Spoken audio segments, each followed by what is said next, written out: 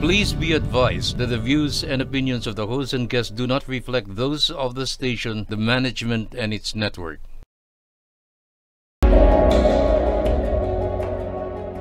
Magandang araw mga minamahal naming kahuntahan. Pansin nyo ba? Yes po, today's episode is via Zoom. Iba man ang format pero it's the same tandem and formula that you have learned to love and enjoy every week. Opo, ito na ang inyong weekly source of legal knowledge and information. Speaking of your weekly constants, please join me in welcoming my co-host and Judge ng Bayan, Judge Jing Oyenko Nolasco. Good morning, Judge, na napakaganda kahit Zoom. Wow.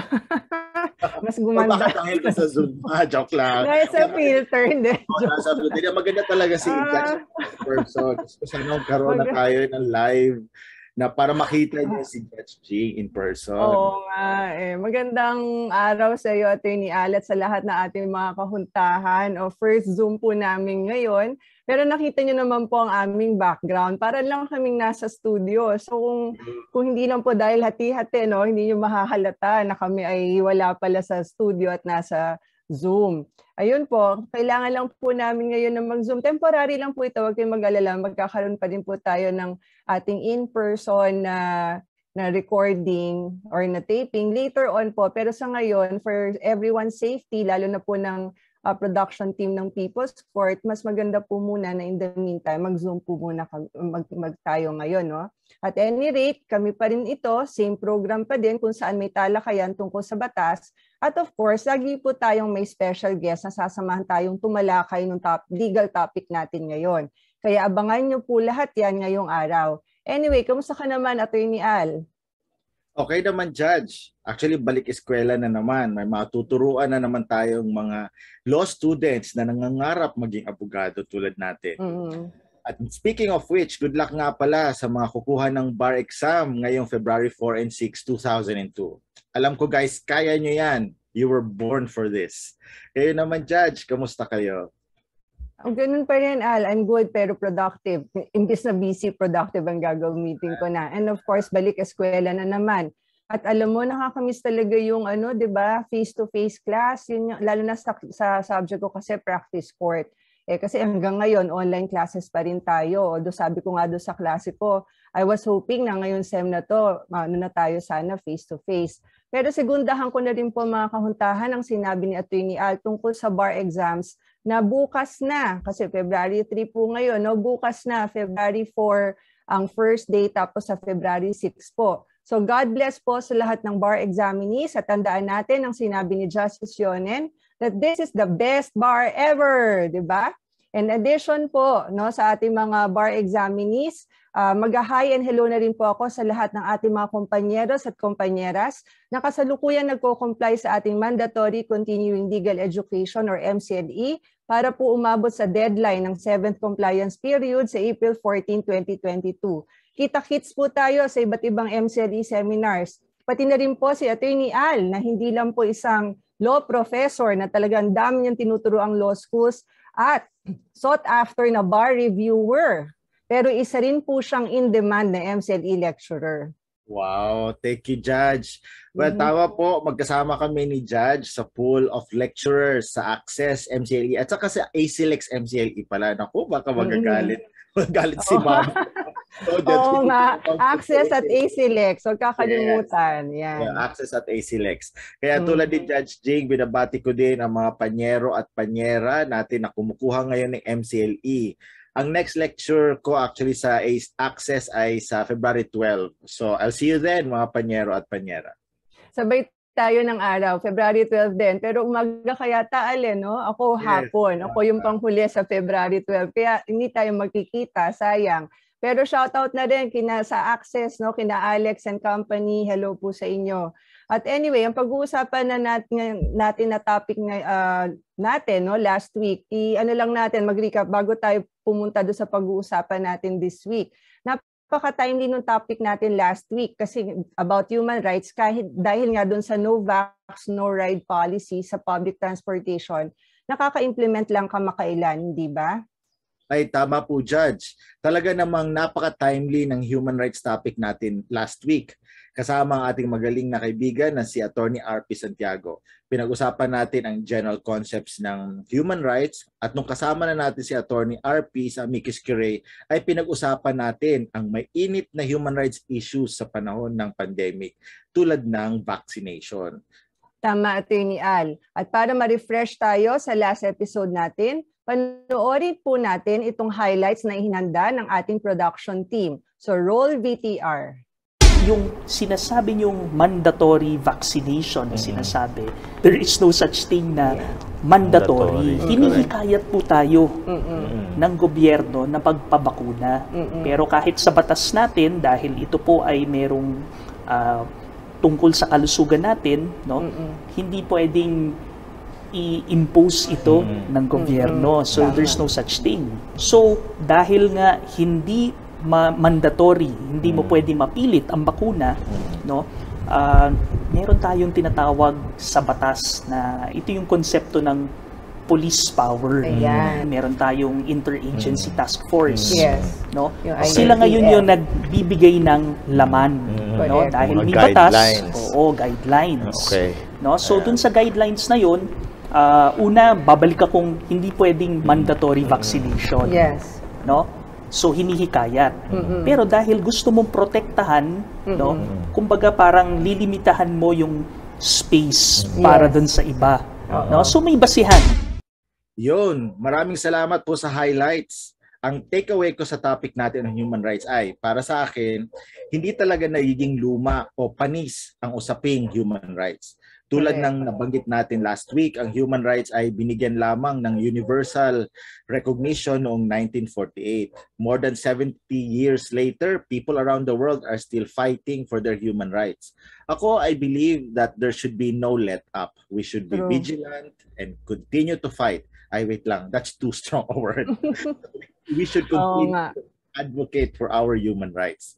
May kasabihan nga na all it takes for evil to triumph is for good men and women to do nothing. I agree, Attorney Al. And for me naman, alam mo, tumatak talaga sa isip ko tungkol dun sa mga diniscuss natin at sinabi ni Attorney RP na actually ayaw niyang patawag na Attorney RP lang. So hi RP, na yung tungkol dun sa visualization exercise na ginagawa niya sa mga students niya para maintindihan nila, no, kung ano yung human rights, di ba? Na parang pinapasara niya yung mga mata tapos sinasabi niya sa kanila to visualize or imagine the best versions of themselves at kung ano yung meron sila. Na in simplified form, no, simply speaking, yun yung mga basic na human rights kung ano yung gustong ma-achieve ng mga tao. At yun na nga, that's a very simple yet very powerful exercise. Hindi ba, Attorney Al? I agree. Talagang na-move din ako doon sa exercise na yun, Judge. Kasi napapikit ako and I imagine, no, the best Diba? version of myself ay hindi pa pala ito. Oh, di ba? Ito to. I mean, talagang life is about achieving the best versions of ourselves. And Correct. human rights help us achieve that best version. And Yes. so for today, mga kauntahan, may exciting episode na naman kaming hinanda para sa inyo. Ang topic natin today ay ang batas on ejectment o yung eviction. Hindi ito eviction sa Pinoy Big Brother, ha? Although medyo may pagkakatulad kasi may pinapalayas, 'di ba, Judge? Parang ang sad, no? Pakinggan yung pinapalayas. Siguro mas angkop yung salitang itinakwil. Ay, teka, mas ano pala yung mas malala. Joke lang po. Ang loose definition po ng ejectment ay pinaalis. Pero hindi po ganun kasimple yun. At ipapaliwanag natin yan ng mas malawak mamaya po sa ating Legally Speaking at sa Amicus Curiae. Speaking of Amicus Curiae, yung segment natin, yung friend of the court, Attorney Al, pwede mo bang sabihin kung sino ang ating special guest? Of course, Judge. Gusto ko maging excited din ang ating mga manonood. Ang ating special guest sa Amicus Curiae, mga kauntahan, ay may initials na JJU. Judge Jing Uyenko. Ganon, hindi ako. Joke lang po. Pero yes, JJU po ang initials niya. Si Judge Janice Odarbe. Ayan, makikilala niyo po siya later at madami tayong pag-uusapan. Lalo na't madami na naman ang pinapalayas. Well, ayoko na nga i-define ang ejectment na yan. Later na lang sa Legally Speaking segment at sa ating amicus curiae. Ako, ikaw talaga, Attorney Al, pinapaalis niya. Huwag tinatakol, pinapalayas. Harsh. Okay, pero later talaga sa tamang panahon. In the meantime, tulad ng ginawa natin last episode, kung saan may mga binasa at sinagot tayong mga tanong from our televiewers and followers sa ating mga social media accounts, may mga tanong na naman tayong sasagutin. Disclaimer lang po, bago natin sagutin yan, hindi po ito legal consultation at walang lawyer-client relationship na nabubuo. Purely legal information lamang po. And of course, we still advise everyone to secure the services of proper counsel para mabigyan kayo ng angkop na advice, lalo na po kung meron na kayong actual case or actual concern. Tama. Yes, Judge. Ito ay sa kadahilan ng hindi namin kabisado ang buong kaso at isa pa, you deserve a competent lawyer of your choice who can give full attention to your cases. Okay, so Judge, what's the first question? Let's take turns ha. Ikaw muna ang magtatanong at ako ang sasagot. Pagkatapos ay ako ang magtatanong at ikaw naman ang sasagot. O sige, game ha. O ito na, first question. Are you ready? Ready ka na? Game na? Okay. About VAUSI. How can the VAUSI law be effectively applied to Muslim women and children as well as IP or indigenous people communities given the Sharia law and the customary laws? Candidate number 1, ay Attorney Al. Ay, nakaposing pang Little Miss Philippines. Okay, thank you for that wonderful question. Seriously, that's a good question that deserves a well thought of answer. So can I pass? I-research ko na lang. Grabe ka, pass agad. Hindi, sagutin mo na. Okay. Ayan, Okay, nasenya na tayo. Okay, tumigil daw kami, joke lang. So to the question sender, ang question mo ay parang isang statement of fact na din. Alam naman natin na ang relations between men and women and the consequences thereof are governed by law and customs and traditions. For some people or some groups of people, like the Muslims and indigenous peoples, umiiral pa din ang mga traditional and cultural practices nila at parang nagiging secondary na lang ang national and local laws. Culturally, if not religiously, Muslims and other indigenous peoples are patriarchal and misogynistic. Kaya medyo malalim yung word, pero ibig sabihin ang mga communities. Pero sa akin, sa Niksik, walang namang ako nakitang conflict between the VAUSI and Sharia law or the Code of Muslim Personal Law. The latter, sabihin yung Sharia law at saka Muslim personal law, they are laws governing personal, marital, and family relations. Pero hindi naman pinapahintulutan o nililegalize ang violence against women dun sa mga batas na yon. Bawal o lapag pa rin sa batas ang violence against women and children in their communities and regions. So there. And I thank you. Ang cute mo talaga. Sige, Judge ha, my turn. Are you ready?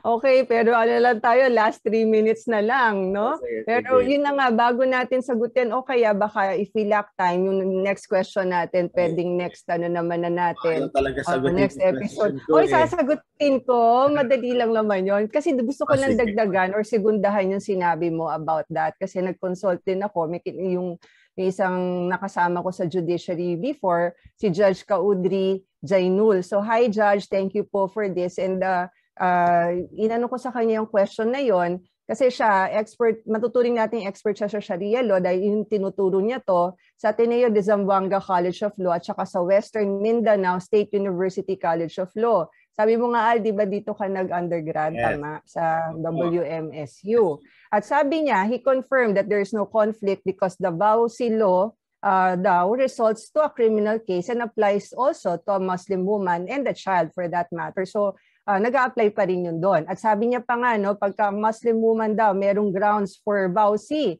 pwede siya mag-file talaga ng criminal case for VAUSI in addition to divorce in the Sharia court. So again, thanks Judge Jainul for your valuable insight on this case.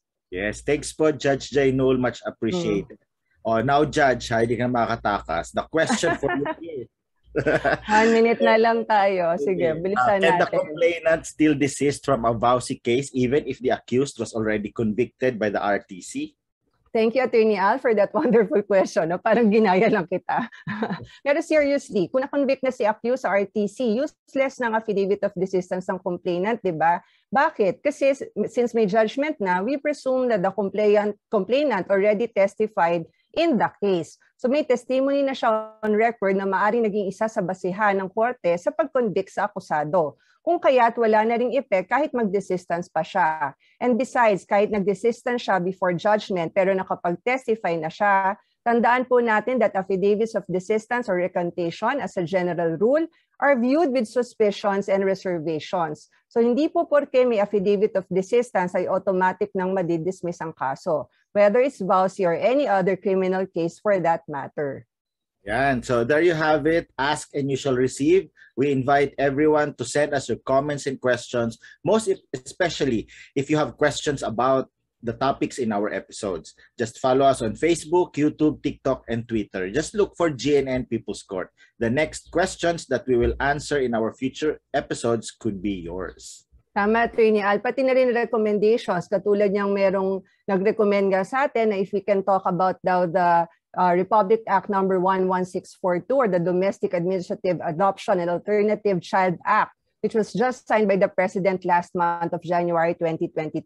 Thank you po for that recommendation for a very timely topic na i-discuss po natin sa isang future episode natin. Ngayon, at nasa inyo sana po tayo na 1 minute na lang o yung ating huntahan na, tumunog na rin ang aking alarm. So, Attorney Al, mabilisan. Yung ating palang batian pala sa ating huntahan segment. Oh, yes. Correct. Yes, please. Kasi they're expecting my greetings. So, mabisa ko lang, hello po sa lahat ng mga kamag-anak ko sa Dumaguete na sina Ate Mana, Elijah, Alshamir, Oli, July, and Auntie Washima. At sa mga relatives ko sa Cebu na sina Elmay, Earl, at Trey. Ayan. Ikaw, Judge, baka meron ka rin babatiin. Wow, hello po sa inyo sa lahat po ng binanggit po ni Atty. Al. At sa akin naman, isa lang muna for now. Babatiin ko lang ang aking bunso who turned 18 yesterday. So happy birthday, bebe ko. Happy birthday. Love you and Kuya. Thank you. I love you and Kuya for infinity. Alam mo yun, infinity. I love you for infinity. Ayan. O yan, talagang time's up na tayo, overtime na nga tayo. So yun po, no, mamaya mag-continue po tayo. Abangan nyo po ating mga kahuntahan. Ang ating second segment, Legally Speaking, yan ay sa pagbabalik ng People's Court.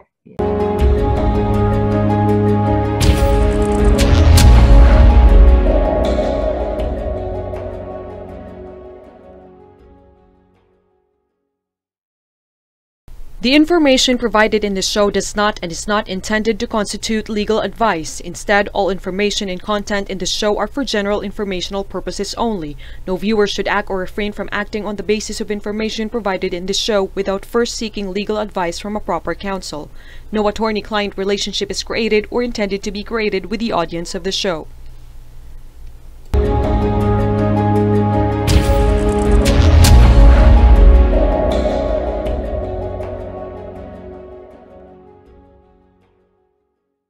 Welcome back to People's Court. This is again your Kuya Attorney Al kasama ang inyong Ate Judge Jing. This is Legally Speaking, where we talk about the law and where we try to simplify the complicated. So Judge, tulad na sinabi natin kanina sa huntahan, ang pag-uusapan natin ngayon ay ejectment. Tama, Attorney Al. Ejectment o kilala rin sa tawag na eviction. I think sa ibang bansa nga mas kilala siya bilang eviction. Napapanood natin yan madalas sa pelikula yung mga eksena na ang bida ay tenant pagkatapos ay binibigyan siya ng eviction notice. 'Di ba yung pinupost na nga lang sa sa door? Ganun po, no? So kung makakabayad siya, stay put siya, pero kung hindi ay paalisin na siya doon sa tinitirhan niya. Ay madami ako napapanood na ganyang pelikula o series, Judge. Naalala ko pa may isang episode, ang paborito nating pareho na Sex and the City. Na may eviction notice si Carrie dahil hindi siya nakabayad ng renta ng apartment niya. Then Charlotte came to the rescue kasi binigay niya ang wedding ring niya para maibenta ni Carrie at yung kita niya doon ang pinambayad niya sa apartment niya. And just like that, alam na ng ating mga kahuntahan ng mga Gen Xers na tayo. Pero mga kahuntahan, mas bata po kami nang di hamak naman doon kina Carrie and company. Pero tama rin po na simpleng example lang po yun yung nangyari kay Carrie about eviction or ejectment. Though note natin na hindi lang po mga apartments o mga rental houses ang subject ng ejectment. Pati po lupa na ikakaso din sa ejectment. Ito ay dahil ang ejectment ay isang uri ng kaso o action kung saan ang issue ay ang possession ng lupa, building o bahay. Mag-property 101 nga muna tayo, Attorney Al. Okay, what is possession? Wow. Okay, with pleasure, Judge Jing. One plot ako dito sa subject na to. Talaga, tanong ko sa professor mo. Huwag na, baka sabihin niya misrepresentation. Okay, I'll go. Now, possession is defined by Article 523 of the Civil Code as the holding of a thing and the enjoyment of a right. Ibig sabihin, ito ay ang karapatan na mahawakan, makupkop, o ma-enjoy ang isang bagay. For example, I am deemed in possession of a car if I drive it and go to work and later on get to park it inside my garage. A car is a personal property. Now, for possession naman ng real property tulad ng lupa, one can be considered in possession if he has physical enjoyment as expected of a land. So, I am deemed in possession of a land kung nakatira ako doon at nadidevelop ko o nakukultivate ko yung lupa. Okay, very good. 75. Ay, hindi, joke lang. Pero magaling, Attorney Al. Of course, ano mo yan, forte mo yan. Parang napakasimple ng concept ng possession. But actually po, it is one of the, if not the most important incidents of ownership. Ang tawag nga sa possession as an incident of ownership ay, ano nga yun, Attorney Al? Use possidendi. Yun. Ibig sabihin, as a general rule, kung ikaw ang may-ari ng property, whether real or personal, you have the right of possession. Possession flows from ownership. Maari rin naman na ang taong may physical na possession ng isang bagay ay ibang tao at hindi ang may-ari mismo. Ito ay marahil may kontrata sila or trust relationship. Kaya, ayon sa Article 524 ng Civil Code, possession may be exercised in one's own name or in that of another. Tama, Judge. For sure, madami sa ating mga kauntahan ang nakatira sa mga bahay o lupa na hindi nila pagmamayari, pero may permiso sila ng may-ari. You mentioned earlier contracts. So under the Civil Code, possession may be enjoyed by another sa pamamagitan ng contract of lease, contract of comodatum, contract of usufruct, or kahit yung contract to sell. In all these contracts, may kasunduan ang mga partido na pansamantala, possession of the property is enjoyed by another. Usually, may compensation or consideration para sa karapatang ma-enjoy ang property ng iba. And of course, meron din mga sitwasyon where the authority or permission is implied from the intention of the parties or imposed by law to prevent unjust enrichment. Ito yung sitwasyon sa trust, no? Whether express or implied. As a implied trust, whether resulting or constructive trust. Yung taong in possession of the property has a trust obligation to deliver or return the property to the person who has the equitable or beneficial ownership, no? Whether dahil natapos na ang panahon para ma-enjoy ang possession o dahil illegal na ang possession ng property. Judge, I have been in many situations na ako yung in possession of a house or apartment by virtue of a contract of lease. Una, nung nag-estudyante ako sa Silliman University sa Dumaguete at dito sa Manila nung nag-review ako for the bar, nag-rent ako ng apartment. Tapos nung a few years after working, nag-rent din ako ng apartment sa Malate, tapos sa San Isidro. Tapos for the longest time, tumira ako ng libre sa Bangkal, Makati. Pero long story na yun, Judge. Huwag mo akong tatanungin bakit libre. Sa kanila kita tatanungin pag tayong dalawa na lang off-cam. Yan. Yes. Okay, personal kasi. Okay. Yan kaya nga off-cam. Finally, in 2015, I got myself a house na ako na talaga nagmamayari. Okay, in all situations na umuupa ako or nakatira ako ng rent-free, I was aware na may obligation o duty ako na isoli yung property. No, that's nice, Attorney Al. And what a perfect way to segue to an action for ejectment. Dahil an action for ejectment, the premise is that the occupant has no right to the physical or material possession of the thing, or that if the occupant previously had the right to the physical or material possession of the thing, natapos na o na-forfeit na ang karapatan niya sa possession ng property. So yun yung konsepto ng ejectment, no, na yung occupant na wala na ng karapatan na ma-possess, no, or makinabang. Hindi, actually possess is different from makinabang. So mag-possess ng property na yon. So ang supposedly simple legal remedy ng may-ari, no, against the occupant. Yun na nga yung summary action of ejectment na may dalawang klase, forcible entry and unlawful detainer. Attorney Al, para sa ating mga kahuntahan, pakipaliwanag naman ang kaibahan ng dalawang klase ng ejectment. With pleasure, Judge. Mga kahuntahan, in forcible entry, the possession of the defendant was illegal na mula pa sa simula pa. In unlawful detainer naman, the possession was lawful sa simula pero naging illegal by reason of the expiration of the contract tulad ng contract of lease or by reason of the withdrawal or revocation of the right or permission to possess the property tulad ng sa cancellation or rescission of contract to sell. Pero Judge, may ibang actions pa ba to recover possession maliban sa ejectment? Yes, Attorney Al. Baka narinig na rin ng ating mga kahuntahan ang mga ibang actions, no, to recover possession. Dahil maliban dito sa action ng ejectment na tinatawag ng action interdictal. So ano-ano yun? Kasama na po dyan yung action publicana or recovery of possession based on ownership. At pangalawa, yung action reindivicatoria. Nakakabulol talaga itong reindivicatoria na to. Or recovery of ownership. Naturally, pag ni-recover mo ang ownership ng isang bagay, kasama na doon ang possession. Pero just to clarify lang, no, itong action publicana from the action of ejectment, yung interdictal. Kasi sa ejectment natin, may 1-year period na reckoning time, di ba? Kahit ang lawful detainer yan or forcible entry, may 1-year period that we have to contend with. Pagka lumagpas na yung 1-year period na yon, at mamaya mas pag-usapan natin kung ano pa yung 1-year period na yon, ang pwede ng action will be yung action publicana, which is also for the recovery of possession. Tama. Tanong ko lang, Judge, bakit kaya laging sa first level court ang mga actions for ejectment? May mas matataas pa naman na korte or hukuman tulad ng Regional Trial Court, Court of Appeals at Supreme Court. Pero tanging sa Municipal Trial Court o Municipal or Metropolitan Trial Court lang pwede i-file ang ejectment case. Bakit kaya ganun, Judge? Ang mga first level courts lang ba ang matatalino at kayang mag-decide ng ejectment case? Naku, lagot tayo. Wag ganun. Hindi, of course not.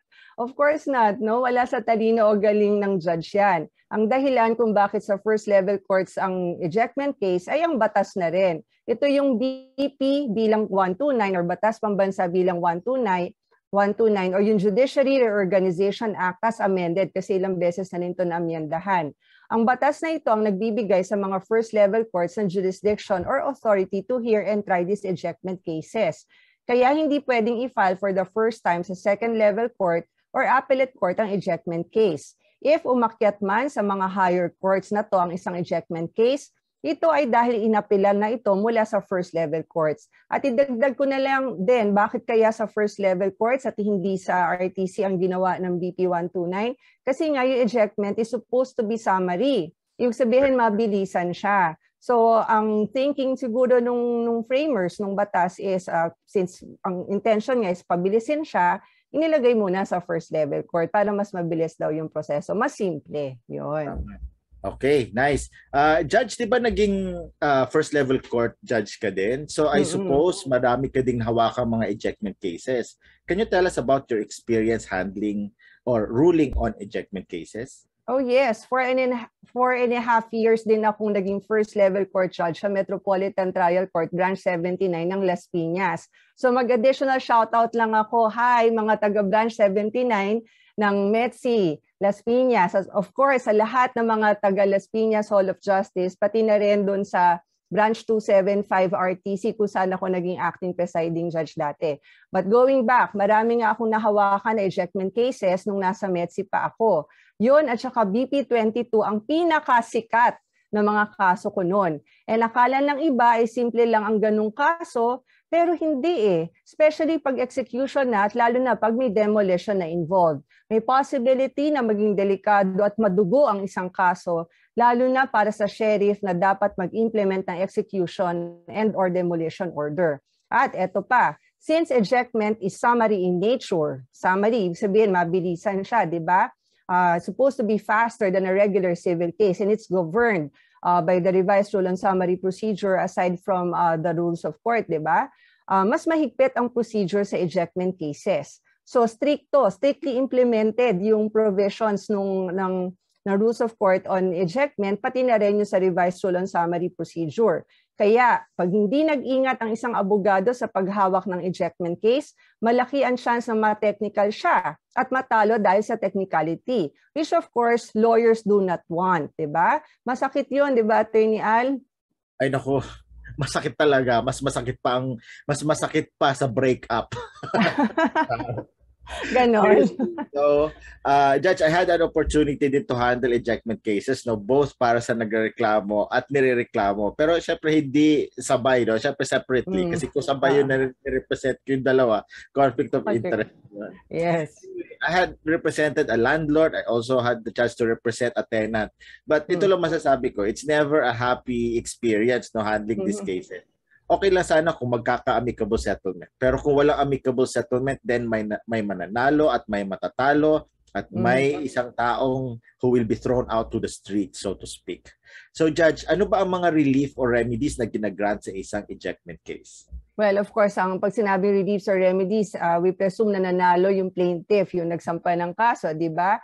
So, syempre, dahil material or physical possession ng issue, the court can grant an order directing the defendant to vacate the property and deliver it to the plaintiff. Isa pa, pwede ding i-order ng korte ang defendant na magbayad ng rent according to the contract o kung wala naman, yung reasonable rent according to law and equity. Pati na rin yung arrears or past rent po pwede rin niyang i-grant ng korte. Ayun. Pero paano naman kung ayaw naman sumunod ng defendant sa utos ng korte na umalis siya sa tinitirhan niya o ayaw magbayad ng rent? Ano ang mangyayari? Ayun na, makikita sila ni sheriff. Doon papasok kasi si sheriff. Dahil once a court issues a decision favorable to the plaintiff and that decision becomes final, ibig sabihin wala nang appeal o na-deny ng appeal, pwede nang i-execute o i-implement ang decision through the sheriff. Pupuntahan ng sheriff ang defendant para i-implement ang decision. Kung ayaw sumunod, then pwede mag-issue ang court ng writ of possession para paalisin ng defendant at papasukin ng plaintiff. Kung ayaw pa din, ay ang panghuli na yung writ of demolition. No? Yung may instances kasi na hindi possession lang, hindi simpleng possession lang, kailangang i-demolish yung properties doon, lalo na yung sa mga tinatawag nating informal settlers. So, pinapademolish yun. At alam naman natin kung ano mangyayari doon. Gigibain ng bahay or istruktura na involved sa kaso. And as I mentioned, sa stage na ito, pwedeng maging madugo ang mga bagay-bagay, especially if the demolition is directed against an entire community, which really happens, ha? True. Ay, grabe pala talaga ejectment, hindi biro. Pero tip of the iceberg pa lang ating napag-uusapan, mga kauntahan. For sure, tanong pa ang mga televiewers natin, like, ano ba ang elements or requisites ng ejectment case? Ano ang mga dapat i-allege or sabihin dun sa complaint for ejectment? Second, ano ba ang mga valid defenses sa ejectment cases kung ikaw naman yung nirereklamo? Pwede ba yung defense na ako na ang may-ari nito kaya hindi na ako pwedeng paalisin? At third, is there an SOP or yung standard operating procedure para sa implementasyon ng isang ejectment order? Kasi naman, tulad na sinabi natin kanina, nakakalungkot na may nababalitaan tayong madugong implementation ng writ of possession or writ of demolition. Yan. Susugatan at worst may mga namamatay pa. Yes, Attorney Al, and we will discuss these additional questions during our amicus curiae. Ang ating special guest ay dati ding first-level court judge bago siya naging regional trial court judge. Kaya may experience na rin siya sa mga ejectment cases. And I personally know our special guest. Isa siya sa mga competent and fair members of the judiciary. Kaya wag kayong aalis, mga kahuntahan, magbabalik ang People's Court.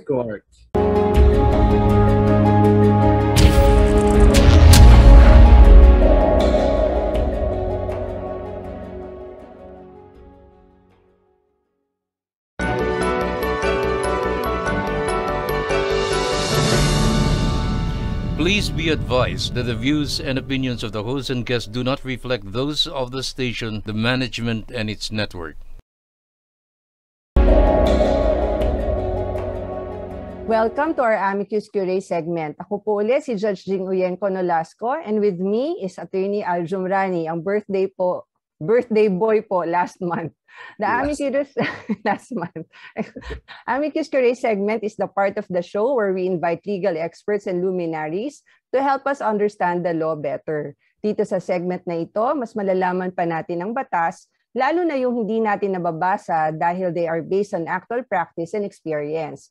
Kaya, wag na natin patagalin ito, Attorney Al. Please introduce our special guest. With great pleasure, Judge Jing. Siya po ay si... Ang bilis na agad. Our special guest deserves the proper introduction. She is the incumbent presiding judge of the Regional Trial Court, Branch 57, Lucena City. In addition, she is also the acting presiding judge of Branch 1 of Regional Trial Court of Batangas City. Prior to her appointment to the RTC, she was the presiding judge of the Municipal Trial Court of Tagkawayan, Quezon Province. Yeah, and moreover, she teaches at the Lyceum of the Philippines University College of Law, kung saan ako din ay nagtuturo. Ayan, so we welcome to the show Judge Janice Andrade Udarbe. Hello po, Judge Janice.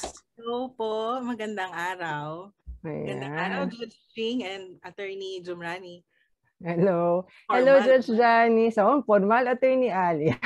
Hello, Judge Janice. Of course, maraming salamat and welcome to our show. And thanks for accepting our invitation to be our amicus curiae for today's episode. And share ko na lang rin, Attorney Al, and pati sa ating mga kahuntahan, na sa Las Piñas kami unang nagkakilala ni Judge Janice nung na-appoint ako sa MEDC Branch 79 at noon ay nasa RTC Branch 199 pa siya.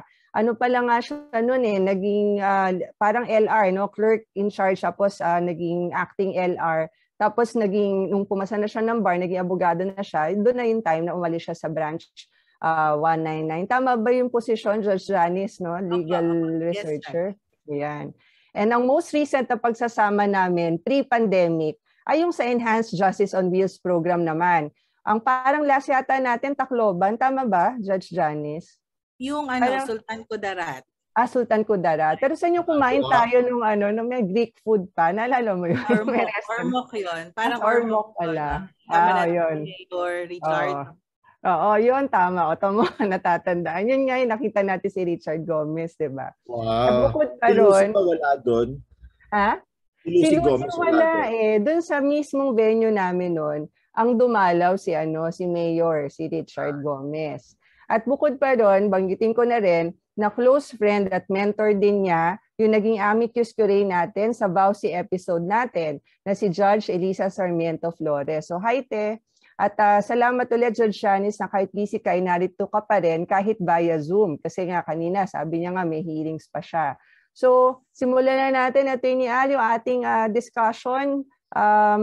Judge Janice, narinig mo naman yung usapan namin kanina ni Attorney Al about ejectment at yung nabanggit ko rin na 1-year period. So baka pwedeng paki-clarify na lang din sa ating mga kahuntahan, ano ba tong 1-year period na to for ejectment like unlawful detainer nga enforceable entry? Ay, narinig ko nga yung discussion ni Attorney Al and Judge Ching kanina. Since ejectment, we have two kinds nga. Unlawful detainer and forcible entry. Now, yung 1-year period na yon, it would be different for the two kinds of ejectment. Unlawful detainer, kailangan within 1 year from the demand or notice to vacate ang counting. Pag forcible entry naman, 1 year from the unlawful possession. From the time the owners were taken, the possession was taken from the owners. So yun, at importante yung 1 year kasi pag naglampas na ng 1 year, yung nag-file ka na ng action, lampas na ng 1 year, hindi na pwedeng i-file yon sa first level court. So wala nang jurisdiction ang first level court pag naglampas na ng 1 year. So importante yung 1 year period na yon. Okay. That's Janice, may question ako dyan sa 1 year period. Normally kasi pagka nag-file ng demand letter, tapos pag hindi sumunod, kasi usually 15 days, 30 days kaya binibigay to vacate. Tapos pag hindi sumunod, yung mga complainants, they file a complaint dun sa barangay. Tapos doon sa barangay level, paminsan tumatagal. Tapos, ngayon, lumagpas na sa 1 year from the demand letter. Matutol ba yung period ng 1 year nung barangay conciliation proceedings? Actually, ang nagiging procedure ngayon, based on my experience, inuuna nila na i-refer yung matter sa barangay. Pag walang nangyari sa barangay, that's the time that they will consult a lawyer, then ask for the notice to vacate. Okay. So, doon magre-recon yung counting ng 1 year. Okay. Ay, magkano nga naman? Oo. Mas Hindi ka time sa barangay. Correct. Para nga yung 1 year period hindi maubos kasi nga posible kasi hindi sumipot yung kabila tapos yung barangay ayaw magbigay ng certificate to file action dahil hindi ng chance na mag-usap kayo para maiwasan yung kaso-kaso. Tapos ayun na, lumagpas na sa 1 year. Okay, good advice. Sa lahat ng mga nanonood na mga abogado dyan, you know what to do. Oo nga, yan, di ba? Medyo matagal minsan yung nangyayari sa barangay. So, di ba 3 meetings pa, 3 sessions pa bago mag-issue ng certificate to file action. Pag hindi ka nag-file ng certificate to file, pag hindi ka nag-submit ng certificate to file action, ano yun, madidismiss yung kaso. So, the most intelligent way to do this case is to file a complaint before the barangay muna. And then after that, walang nangyari, then you consult a lawyer. Then the lawyer will do his job. Oo. Tapos doon magpadala ng notice to vacate para yung 1 year period doon ika-count. Kaya lang may clarify lang ako, Judge Janice. Kasi nabanggit mo kanina na pagka lumagpas ng 1 year period, nawawala ng jurisdiction yung first level court. Kasi nga, pwede nang i-file is the action publicana or yung action to recover possession, no? Based on ownership. Yun yung next step eh. Kumbaga, kung hindi na pwede si ejectment, doon ka sa action publicana. Pero di ba yung action publicana will also depend doon sa assessed value nung lupa? So parang kung ang assessed value naman nung property is within the jurisdiction of the first level court, instead of unlawful detainer or forcible entry, pwede naman siya na action publicana pero within the jurisdiction pa rin ng first level court. Tama ba? Judge Jing, as far as I remember, based on specific yung rules na sinabi na within 1 year. Within 1 year yung, kasi ang ejectment talaga regardless of the amount of the property. Kahit na ilang milyon yan, basta ejectment yung proceeding, sa first level court siya. Yeah. Pero what I mean is, di ba, pagka lumagpas siya, let's assume na, regardless kasi nga ng value, pero pagka kasi yung assessed value niya, hindi na pwede, for example, si unlawful detainer at saka si forcible entry, kasi nga, lumagpas na, paso na yung 1 year period. So, ang pwede na lang niya i-file is action publicana. Di ba, action for recovery of possession based on ownership. Pero since yung assessed value niya is falls naman within the jurisdiction of the first level court, pwede siyang i-file as action publicana with the first level court. So doon mag-ano yung value. Kumaga yung assessed value will be material there, not for action interdictal. Kasi nga gaya ng sinabi mo, basta 1 year period yan, pasok yan, pwede siyang action interdictal. Pero doon sa lagpas na 1 year, doon magpe-play yung yung assessed value kasi it will depend now, pagka-action publicana, pwede siyang sa first level court, pwede din siyang sa second level court. Tama? Tama po. Magiging ibang action na siya. Hindi yes, na siya ibang action. Hindi na siya ejectment. So yun po, ililinawin lang natin sa ating mga kahuntahan. Kaya importante yung 1 year period to file. Kasi otherwise, hindi na magiging available yung summary procedure ng ejectment. Ang pwede na is yung mas matagal. Yung action publicana nga or yung pwede na rin yung action reivindicatoria which is longer. Nabanggit ka ni Attorney Al, trial na. So yun naman puntahan natin siguro, Attorney Al, no? Yung tanungin natin kay Judge Janice, ano ba yung trial? No? Kasi bilanggit na natin kanina summary procedure ng ejectment eh. Anong kaibahan nun, Judge Janice, na tinatawag nating summary procedure ang ejectment as compared to a full-blown trial for example, the other actions like action reivindicatoria or action publicana?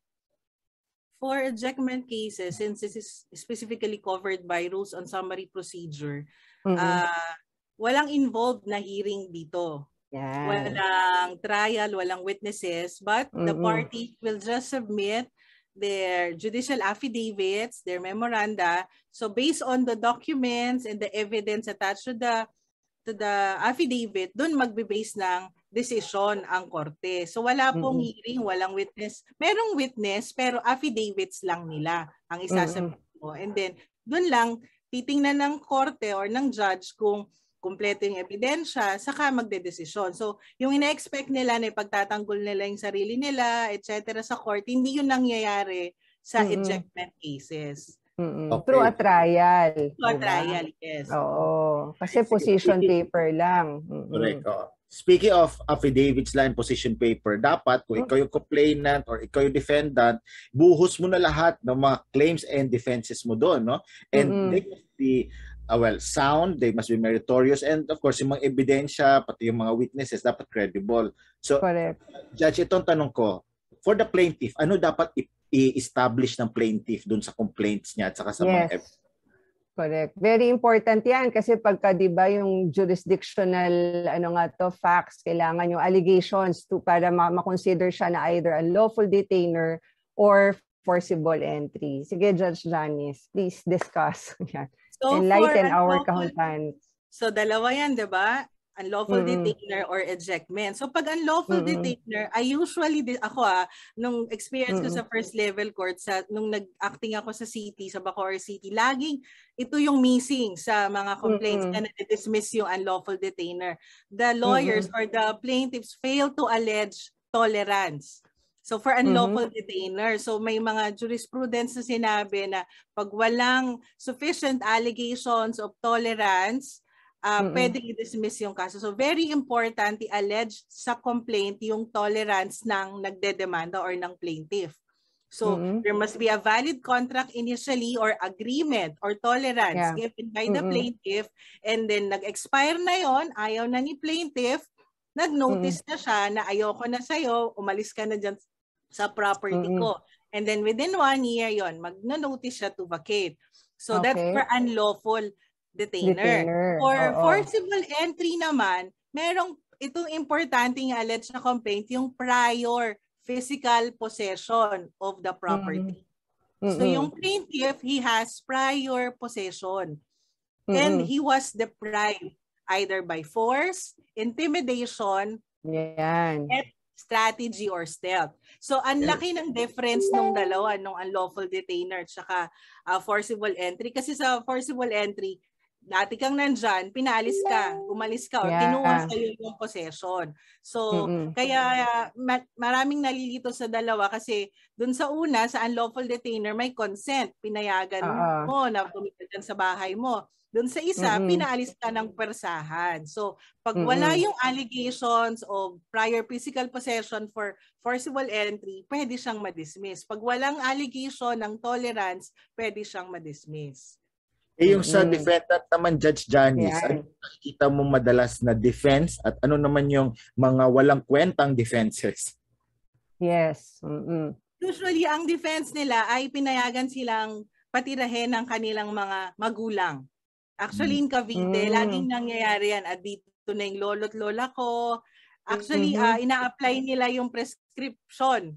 Di ba? May acquisitive prescription, parang ganyan na 30 years na kami dito. 30 years na yung mga magulang ko dito, walang nagpapaalis sa amin. So yun usually yung defense nila, ownership, or they inherited the property from their parents. So mga wala naman silang, nagiging walang kwenta siyang defense attorney kasi wala naman silang proof. Correct. Wala po silang proof to support the allegation or the defense. Okay. Last question na kasi nasa inyo sana tayo ngayon. No? Punta tayo, Judge Janice, dun sa implementasyon ng ejectment decision or ejectment order. No? Lalo na yung mga writ of execution, lalo na nga pagka may writ of demolition. Kasi nga, nabanggit nga namin kanina na doon kuminsan nagiging madugo yung pag-implement ng writ, 'di ba? So ano ang sa experience mo, no? At ano masasuggest mo para maiwasan yung ganong conflict or violence or injuries doon sa implementasyon ng decision ng korte na naging final and executory na? Mai-advise ko or masasuggest ko to avoid conflict and violence. So, basically, alam ng sheriff yung ginagawa nila. Alam ng sheriff yung procedure. They seek for the assistance of police officers o barangay officials. Ang nagiging problema talaga yung mga defendants. They refuse to surrender the property. So, anong solusyon doon? Mga defendants, if you receive notice to vacate or ejectment, para hindi na lumala yung sitwasyon, we should cooperate with the sheriff kasi itong mga sheriff na ito, sila ay empowered ng korte to implement a court order, at hindi nila ito ginagawa dahil trip lang nila or gusto lang nilang mag-power sa inyo. Ginagawa nila ito to obey the directives of the court na they have to implement the writ of execution or writ of demolition. You have to surrender the property, and the plaintiff or either party has already won the case. So unless you have questions, mag-appeal kayo, pwede nyo i-appeal yung decision ng korte, or may pambayad kayo sa supersedeas bond para hindi mag-execute, maaari namang mangyari yun. So maraming paraan para hindi magkaroon ng violence or injuries. But if you receive a notice or a writ of execution from the court, it's about time to surrender about it. Ayun, okay. Ayan na. Pati ba naman sa Zoom may sumisenyas? Yes, meron. Akala ko pag Zoom, nakulang na sa time. Akala ko pag Zoom or mga video conferencing ganyan, unli chika, hindi pala. Anyway, ayan po yung ating producer, nakabantay po sa Zoom. Ayan, hi po. At saka yung ating editor. Yes, hi, Sketch. Hi. Unfortunately, Judge Janice, Judge Jing, umabot na naman tayo sa finish line ng segment na ito. Oo nga, Attorney Al, time's up na naman. At of course, as usual, parang ganun lagi, no? Lagi tayong nabibitin kasi parang painit pa lang yung usapan natin with our special guest. Nasisenya sana tayo agad. But the good thing is, I think we've covered naman the important questions on ejectment. Nasimplihan naman, kumbaga naliwanagan naman ang ating mga kahuntahan about it, all thanks to the deep but simple discussion by our special guest. So again, thank you very much, Judge Janice, for being here and for enlightening our dear kahuntahans regarding the basics of ejectment. Balik ka ha, pagka okay na, sana studio taping ka namin i-invite kung po pwede ka. Yan. Yan. Big thanks, Judge Janice. We know that you are busy and your time here with us is much appreciated. Hope to see you also in Lyceum pag okay na ulit, no? Meron ng in-classroom classes. Yun nga. And any parting words pala for our kahuntahans and televiewers, Judge Janice?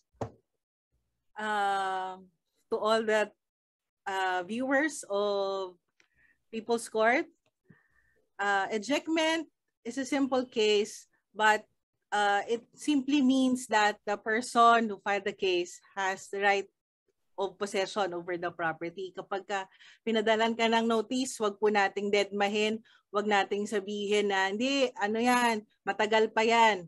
Kaya nagkakaroon ng violence kasi pinapatagal natin. So kung kaya namang ayusin sa barangay level, wag po tayong matigas ang ulo. Kaya pong maayos tong mga kasong ito. So marami pong salamat sa invitation.